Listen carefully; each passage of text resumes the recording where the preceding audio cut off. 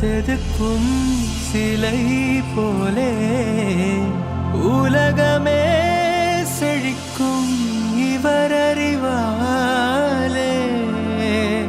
வாய்மையே தாய்மையே தியாகமே.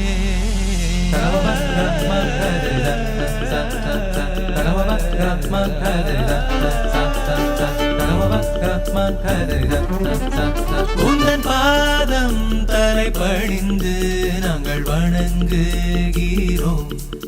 குரு போலே ஒரு தெய்வம் எங்கும் இல்லை என்போம்.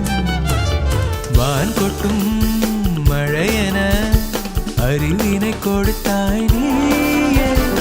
அருவி போல் அறிவுடன் அன்பும் பண்பும் கற்று தந்தாய் தாயே. உந்தன் பாதம் தலை பணிந்து